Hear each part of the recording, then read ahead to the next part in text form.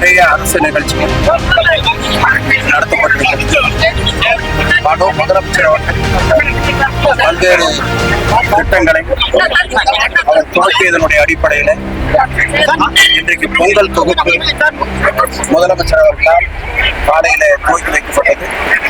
அதை தொடர்ந்து இங்கே நம்முடைய மாவட்டத்திலையும் எல்லா இடத்திலையும் கொடுப்பதற்கான ஏற்பாடு செய்து காலையில அதில் ஒரே ஒரு கருத்தை சொல்ல வேண்டும் என்று சொன்னால், முதலில் திட்டமிட்ட பொழுது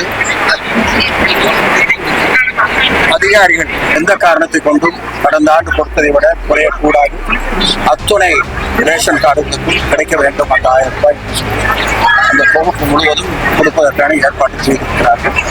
இன்றையிலிருந்து 15ஆம் தேதி வரை அது தொடர்ந்து நடக்க இருக்கிறது. அதே மாதிரி பள்ளிகள் கட்டிடம் கட்டுவதற்காக ஏறத்தாழ 1.5 கோடி ரூபாய்க்கு இன்றைக்கு அடிக்கல் நாட்டப்பட்டிருக்கிறது. இங்கே காப்பீடுக்காக பதிவு செய்வதற்காக ஏற்பாடு செய்திருக்கிறது.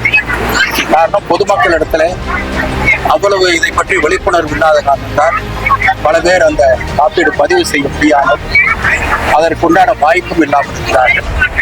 இங்கே கலெக்டர் அவர்களும் மற்ற அதிகாரிகளும் அதே போல நம்முடைய நாடாளுமன்ற உறுப்பினர் மற்றும் பதிவு செய்கிற அளவுக்கு முகாம் நடத்தப்படுகிறது.